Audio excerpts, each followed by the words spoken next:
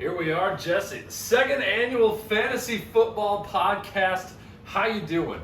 I'm doing great. I'm Nice. just happy that football's back. It's back, baby. The Hall of Cowboys are Fame back to game. losing. They're so bad. Oh, so bad. That was the worst football game I've seen in years. Oh, it was great. Any game where the Cowboys lose, it's a good one. That's very true. I guess if they won, it could have been worse. I love it. How arrogant is it for them to be like, we're America's team? I'm like, excuse me, all 32 teams are in America. How presumptuous to just call yourself America's team. Is Jacksonville technically America? I feel like a lot of us they're would like encroaching to on their disown. own country at this point. I think a lot of us would like to disown Florida. Yeah. But They got a sadly, couple this teams story. we'd have to get rid of, though. Yeah. So for people watching and people listening, there is a dog. So if he starts barking, that's what that is. Yeah. There is a dog in the room. There is a You'll be able to dog. see him in the YouTube video if you go check it out on YouTube. Yeah. But Jesse, let's get going because we don't have too much time. I know, I was late. Yeah, it's all good. It's the trains. We're blaming the Yup, we're trains. blaming the trains. We're blaming your work and we're blaming the trains, which are the two best excuses you could ever have. Best excuses.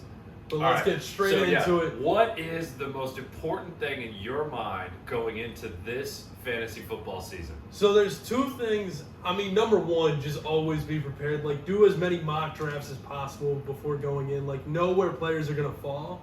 But more than that, because this happens every single year, there's two factors that mock drafts can't teach you. One, it's the hometown heroes. Like, Yeah. you're from Detroit. If you're Yeah. playing in a league where you're with a bunch of Lions fans, Deandre Swift's coming off in the second round. At least. He shouldn't be coming off in the second round. He's probably like a third or fourth round player, and he's a great value there. Second round, I don't think he's that great of a value anymore. Yep. I tend to agree, and I think Like, I'm from Baltimore. Swift is a good example because you're high on Swift. I'm very high on Swift. Deandre Swift had a great year last year. Except for that drop pass that That, lost him. yeah, in the Bears first game though, but he had the rookie jitters. He had the rookie jitters I in his first know, game. give him slack, but it's like he's got some work to do to make up for Yeah, that. yeah. But also, they brought in Deuce Staley, who was the running back coach for the Philadelphia Eagles. Yep. And he had Miles Sanders having more yards per carry than Derrick Henry last year. Yeah, I think Derrick Henry had 2,000 yards I last know. year.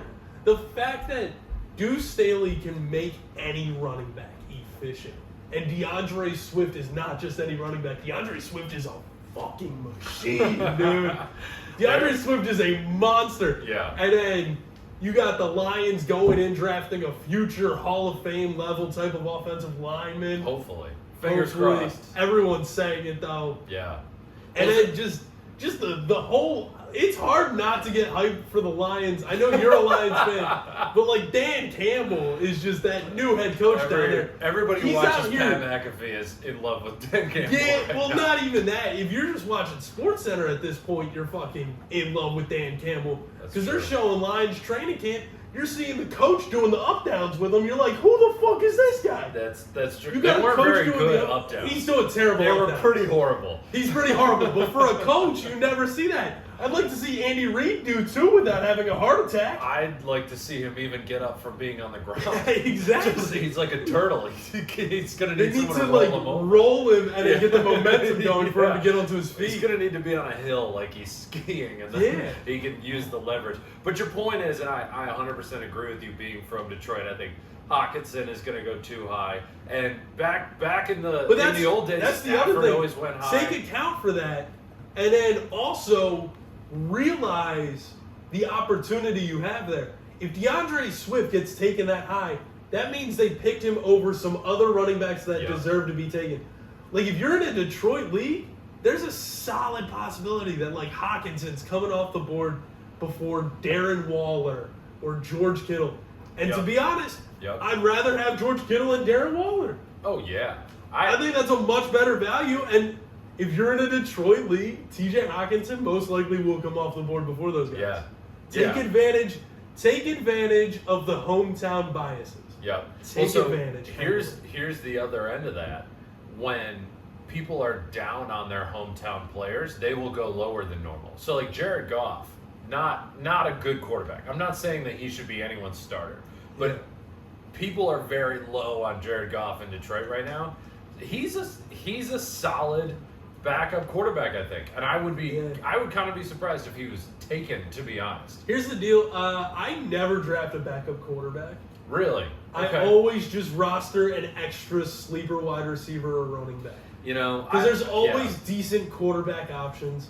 And especially with us having, like, one of the deepest first-round quarterback drafts in a long time. Yeah. There are going to be quarterbacks available later in the season that are going to be good. Yeah. And I don't think you necessarily need to roster a backup quarterback, especially if you have a solid starter. So where are you at on drafting potentially a rookie quarterback? Because the people who took Justin Herbert as a backup last year had really good years. For instance, I mean, someone like a Justin Fields or a Trey Lance, just throwing your 16th pick at one of them on a flyer could be huge. Well, here's my thing: is like, I'm not willing to take any of these quarterbacks, just because, as far as I know, the only one that's starting week 1 is Trevor Lawrence. Fields too.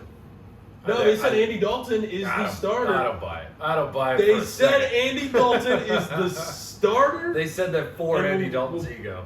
We'll play into that as of right now. I think fine. Zach Wilson in the Jets will also be starting. You're right. The first 2 but picks they're gonna start. suck. Nobody should take that. Yeah, don't draft the Jet. They're the Jets. Like Herbert last year, I think people were surprised, but when you look at the team that's around him, he had Keenan Allen, he had Mike Williams, and he had Austin Eckler. And when you surround him with that kind of talent, it makes it a little better. Zach Wilson, not in that situation. Trey Lance, though. Trey Lance in a great situation. In that situation.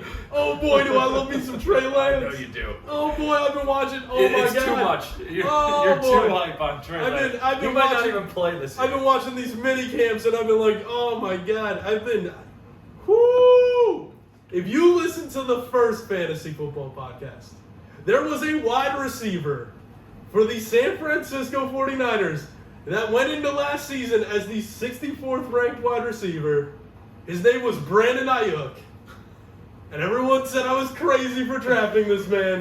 He was the 64th ranked wide receiver. He finished the season as the 32nd ranked wide receiver. That is playable. Progress. That's playable. That in a 14-person league. That is with Nick Mullins throwing to him. Nick Mullins. If you don't know that name, good, you shouldn't. Nick Mullins is a bum. Dude's a straight bum. Nobody out of Iowa should know who Nick Mullins is. Exactly. Nick Mullins is a bum. The 49ers moved up in the draft 10 spots. They were like, we're going to take a quarterback. Everyone's like, oh, they're going to take Justin Fields. They don't take Justin Fields. They take Trey Lance. And I'm like, fuck. Because I was so high on Brandon Ayuk. I wanted Justin Fields to Ayuk. I wanted that connection. I wanted it so bad. And then I start watching SportsCenter.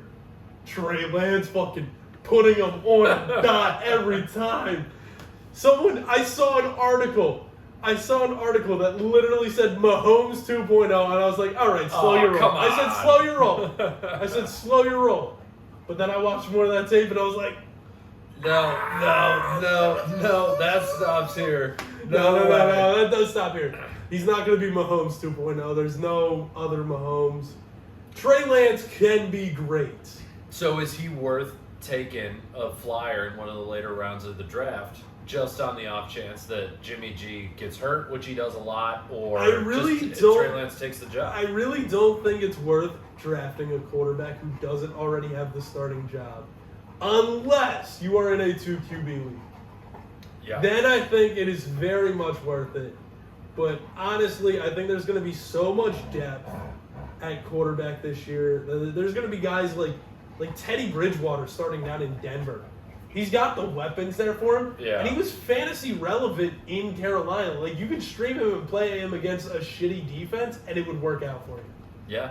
And he's got, in my opinion, even better weapons down there. He's got Noah Fant at tight end. Yeah. He's got Sutton down there. He's got some Jerry Judy. Yeah. He's got some great weapons down there. I think there's so much depth at quarterback this year that I don't think it's worth taking one of these quarterbacks even though you're going to be seeing all this mini camp hype, and you're just going to be like, oh, I want him.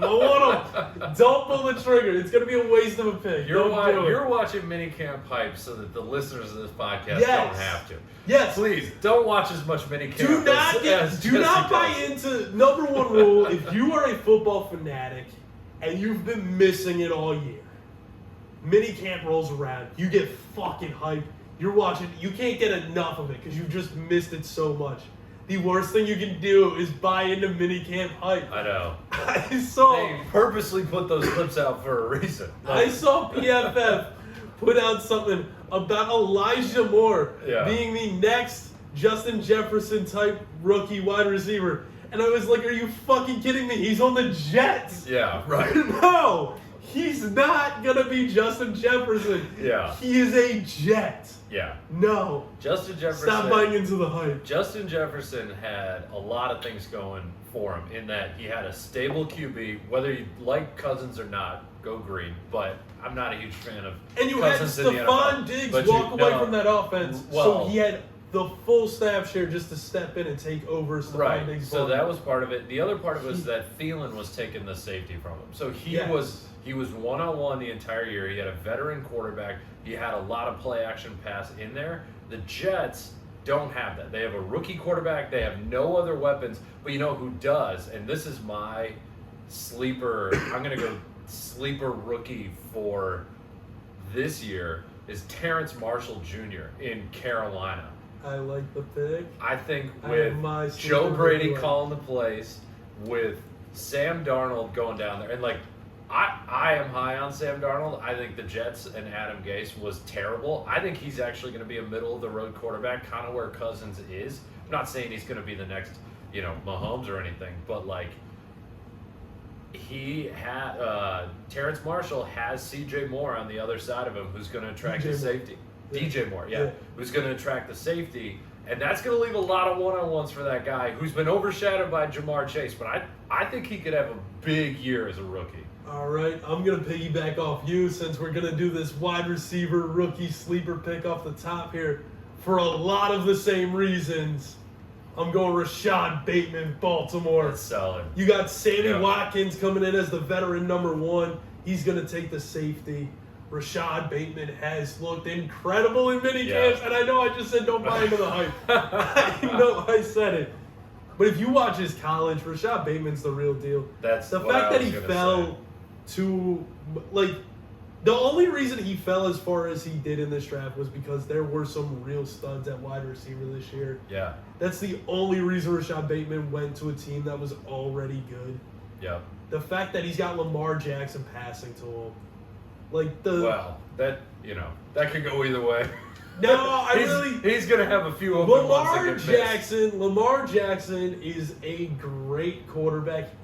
If you look at the weapons he's had so far in his career, to make what he has made with as little as he has had, so much credit to that man. I agree. I'm not trying to take away from Lamar Jackson. My one counterpoint to Rashad Bateman, and I thought he was phenomenal in Minnesota. I wanted the Lions to draft him so bad because we needed a wide receiver. I was like, he's a second rounder. That should be good value.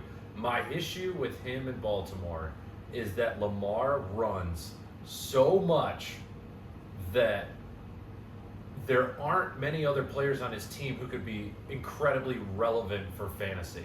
He spreads the ball around, and then he also takes most of the yards running. They just don't have – it's not like a Chiefs-style attack. That's the only thing that worries me about Bateman. Other than that, I think you're 100% right. Like, he could have a 1,000-yard season with 8 to 10 touchdowns if the offense is clicking right. J.K. Dobbins is clicking right, who I think actually could be another really good second-year player.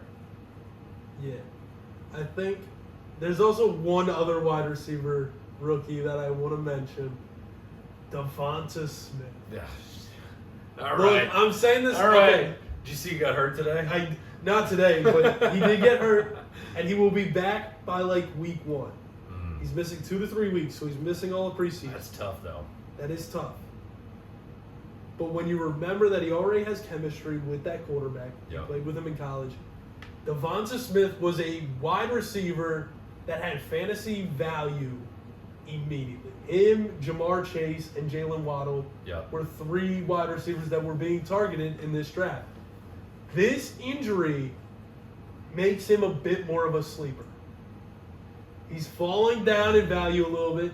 It's still not a guy that you're going to go out and get, but like the fact that like a guy who's top tier out of this rookie class is falling into like where you would draft a Terrence Marshall or a Rashad Bateman, I still think Devonta Smith's value is going to be higher than the 2 guys we named. Yeah. Like, our guys have potential to blow up. Devonta Smith, I think, his floor is a lot higher than Rashad Bateman's floor and Terrence Marshall's floor. He's going to be very prevalent in the Philadelphia offense. As long as Jalen Hurts is the quarterback and they do not make a boneheaded decision and trade for a sexual assault deviant. I feel like that would fit in Philly. Oh, Jesus fucking Christ. Dude, it pains me every time they're like, these Deshaun Watson Philadelphia Eagle trade rumors are heating up. I'm like, heating up? What the fuck do you mean? There are 20 women. Yeah, there are 20 women accusing him of just terrible acts. And I'm like, Jalen Hurts shows a lot of promise. And also, I'm pretty sure Jalen Hurts believes in consent. Like, come on. Yeah. That's a quarterback I like. Yes, that is a good point. And what you're saying does get into my one worry about Devonta Smith, because I do think he is going to be a really good wide receiver. But my golden rule for fantasy, in kind of along the lines of what you were saying, draft players on good teams. Because even if the player isn't the number 1 receiver, like, if we're talking about the Chiefs, they're just going to get so many yards, they're going to get so many points, they're just going to have more opportunity to score. Yeah. And right now, with everything going on with the Eagles, I don't know if they're going to score enough points that any of their guys can be seen as legitimate number 1. This is something else I wanted to say. I want to say, as an Eagles fan, do not draft Miles Sanders. That hurts me to my heart. Oh, what about as a flex? I am a Penn State fan. I am a Philadelphia Eagles fan. And I am telling you, do not, if you want to win your fantasy football league, draft Miles Sanders. What round? Like, what's the cap there? You're just saying no. No, he's got bad juju. No. You're not drafting it. He just lost a running back coach that literally is a magic worker. Yeah. The man, Deuce Staley is, look at his resume. Every running back he's coached has been better than they could have been anywhere else, and it's a proven fact. They go anywhere else where they play for a different coach, and they're just not quite as good. It's that, and then you also factor in the Eagles, as much as I hate to say it, will not be a competitive football team this year. We will not be winning. Hey, we will not be running join the club clock out. Jesse. High five. We are both. There's going to be so many garbage time points for our teams. There will be no running the clock out for the Philadelphia Eagles. There will be a lot of passing in Philly. There will be a lot of playing catch-up. Yep. There will not be too many handoffs unless they are coming in the first quarter. Yep. So I am telling you, as I look straight into the camera, stay away from Miles Sanders. So on that note, of teams that are going to be playing a lot of catch-up, but who I actually think might be worth grabbing in fantasy, I really like the Bengals offensive players. Joe Burrow, Jamar Chase, and not as much Sammy Watkins. I think he could be a flex. Sammy Watkins. Sorry. Yeah. Who did the Bengals just get? Their other receiver. Is a veteran. Jamar Chase. They signed a veteran? Yeah. I just know you got Jamar Chase and you got what's his name from last year that actually looks pretty good, the young kid. T. Higgins. Boyd. That's what I was thinking. T. Higgins. Another Clemson Tiger. Woo! I almost Higgins, lost my credibility and you got there. Tyler Boyd. Tyler Boyd, yes. No veterans, all young guys. Right. All young guys. So this Cincinnati team, reminds me almost identically of the Lions in one of Stafford's early years, where it was all passing. Those years where he was getting 4,500 yards, Calvin Johnson was going nuts. Not saying any of these wide receivers are Calvin Johnson level, but it was all running. It was all wide receiver, all quarterback. Joe Mixon's better than any running back that Matthew Stafford has, but I think there's going to be a lot of games in Cincinnati that end 42-35. And Cincinnati's going to lose, and they're going to be behind for all of them. But I just think there's going to be so much offense going on. And I'll tell you why you're wrong. Please. The Bengals, as much as I love that wide receiver core, I think T. Higgins, Tyler Boyd, and Jamar Chase have so much potential. And I think Joe Burrow is a good quarterback.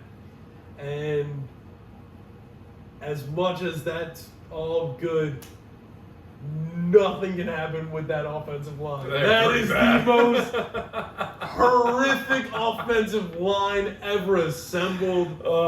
That offensive line let Joe Burrow die last year. Like 3 times. And in the first round of this draft, they were like, ooh, should we take the future Hall of Fame level offensive lineman? I'm glad they did. Or another wide receiver. They were like, let's give him another wide receiver.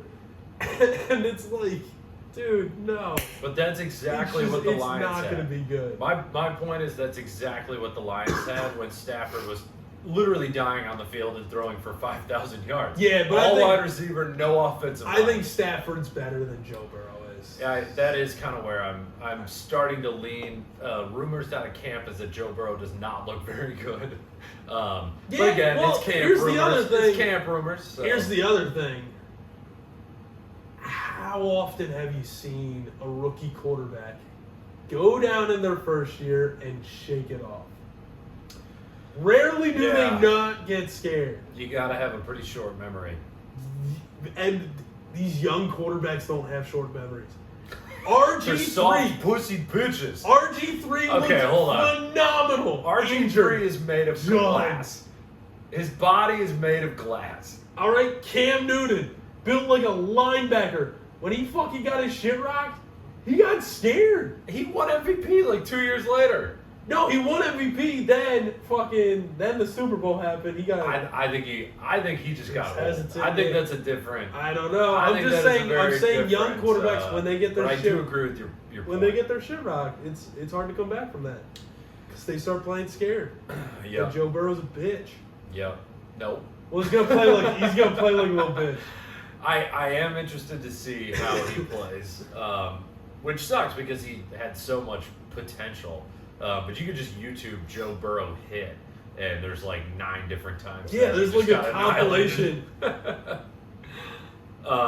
Like if you can literally find it on Pornhub, just Joe Burrow getting railed, a compilation. Yeah. And he's 100% like, not a single downvote on that. So what?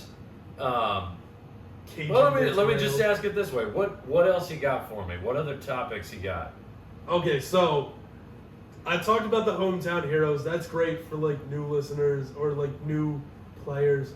Older players, you guys are gonna understand that. You guys already know that. Old players, if you are returning to your league, something to watch for, something to account for.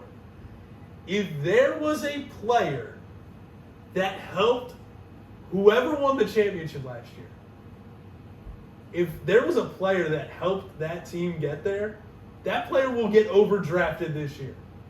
It is a fantasy boner. You get a hard-on for a certain player. That's true. And you can't get over it. Yep. Like the guys that got lucky with Justin Herbert last year. Yep. Justin Herbert's flying off like the 3rd round. Yeah. He's going up there with like Mahomes and Lamar Jackson for some people, which is ridiculous. Yep. Or they're gonna keep them. Like I'm in a keeper league, and that was part of what my downfall was last year. I took George Kittle with my essentially 2nd round pick. He was hurt the whole year. I'm not saying he wasn't worth a 2nd rounder, but like I had the fantasy boner for George Kittle because he was so good the year before. I was like, this man is a god. There's no way he's going to be worse. Yeah. So always keep that in mind. Like, just take advantage of it. If Herbert's getting taken over some of these like If Herbert's getting taken over Kyler Murray Or Josh Allen. jump on it. Yes. Yeah. Jump on any scrambling quarterback because Right. most leagues, it's 6 points for a rushing touchdown, 4 for a passing. And you need just the running quarterbacks are always the game changers. Like, it's so much better. I don't know if I can handle the stress of having Kyler Murray because every time he leaves the pocket, I think he's literally going to die. Like, he's so fucking small. He looks like my 12-year-old brother running around out there. While we are talking about Arizona, Yeah. DeAndre Hopkins. That's going to be interesting. I am avoiding at all costs. This man is going in the first or early second. I will not take him. He has fought with his teammates on Twitter over the vaccine. There were rumors swirling that he would retire over the vaccine. Yeah. I'm not on board with this guy. I think there's a Yeah. locker room shift, and you need chemistry, especially when it's quarterback to wide receiver. Yeah. Now, however, there is a very big sleeper in Arizona. A veteran, a Pro Bowler that has fallen off, that might make a resurgence this year. A man who was left to die in a terrible franchise with nothing but trash quarterbacks, and in his later years, going down to Phoenix like old people do. Like Carson Palmer. Exactly. A.J. Green. Yeah. Boy, when I tell you, I am ecstatic for A.J. Green. Yeah. I think he's still got some gas in the tank. I think you give him Kyler Murray passing to him. I think you give it DeAndre Hopkins the double coverages. You got A.J. Green wide open. I think A.J. Green is a dangerous man this year. I think A.J. Green is a great sleeper pick. And I think A.J. Green is vaccinated and probably not going to miss games. You know? He's not out here fighting with his teammates on Twitter. I think A.J. Green is a damn good Cardinal if Yeah. you want to draft a Cardinal. Yeah. I actually, speaking of vaccinations, I was wondering, is there a list somewhere that I could see all the players who are vaccinated so I could draft the ones that are vaccinated? Because I think it's going to happen this year. There's going to be a player, there's going to be an outbreak, and they're going to miss a fucking game, and then all of a gonna miss sudden, it. right, if your first round pick is out for a week or Now- 2 or 4, now- like, you're dead. A lot of players are not saying they're not vaccinated. Right. But it's pretty easy to tell. Carson Wentz, when he was asked, "Hey, are you vaccinated?" He goes, "That's a personal matter. That's a big old no. 100% That's a not big old vaccinated. fucking no." But it doesn't matter because I've he's seen you also holding made your of dead glass. fucking deers on your fucking Instagram. I know who you voted for in November, all right? That's a big old no. It's a big old no. You're not vaccinated. But guess what? Your foot's broke. You're not playing anyways. Yeah. And there's a quarterback that the Colts drafted that apparently says he can toss the ball 100 yards. Did you see this shit? No. I know I'm saying don't buy into minicamp hype, but Jesus Christ. When a guy says he can toss the ball 100 yards, I'm like, all right, I got to see this shit. Jacob Eason, I'm pretty sure he played at Georgia. And he That's was not even like, the guy, I don't think. I think this is like their third stringer. Wow. He's like a 6th-round pick or some shit. And he's like, yeah, he can toss it 100 yards. All right, so We're he like, can't what read the a fuck? defense, but he can throw it 100 yards. I want to see it. They got cameras at these minicamps. I want to see him chuck that thing 100 yards. That would That'd be cool. fucking amazing. I agree with your A.J. Green assessment. I think he is going to end up being a really good wide receiver, too. I don't necessarily think he's going to be wide receiver 1 just because of how many weapons are in that offense, but he might be the top wide receiver 2. We're talking top 15 type of guy, which is incredibly valuable, especially if you can get him in the 6th or 7th round. Yeah. I do want to quickly jump back on the board with the team that we tried to disown from America, Jacksonville. Yes. I do want to jump on board with this real quick because there is a lot to unpack in Jacksonville. Well, There is a lot. we got 5 minutes. You got 5? We got 5 minutes. So I know you got other stuff you want to hit. We can unpack as much Jacksonville as you want, but I just wanted to give you the heads up there. Okay, 5-minute warning. We'll fucking speed roll. We got shows to get to. We do.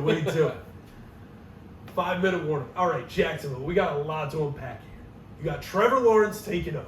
Yep. He is the quarterback. Urban Meyer having him do Oklahoma drills. Yeah. So, when you had James Robinson, a top 5 fantasy football running back last year, and then Jacksonville took a first-round running back, don't touch either one of those guys. Travis Etienne or James Robinson, they're both going to have too much value, and neither one of them is going to produce as much as they're worth in fantasy. They're both getting drafted way too high. You see a first-round running back out of the rookie draft class, you want to take him. That's not the guy. If you want a rookie running back as a wild card, take Najee Harris. Way safer pick.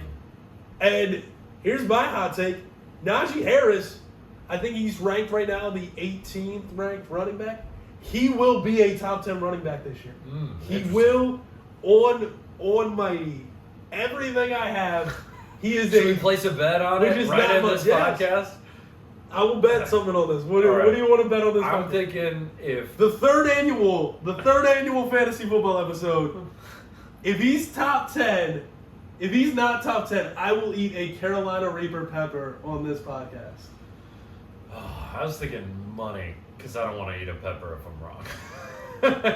But the listeners do it for the fans. I will put $20 on it for sure. All right. If he's top 10, you give me $20. Yep. If he isn't top 10, I'll eat a pepper on your podcast. Okay. All right. Good with that. Okay. So go Najee Harris. He's going to be a monster this year. Yeah. There's a... If you want to draft someone in Jacksonville, Laviska Shenault Jr., the guy, the fucking guy. I'm hammering that all the way home. He was a monster last year. Yeah. He's going to be even better with Trevor Lawrence throwing to him.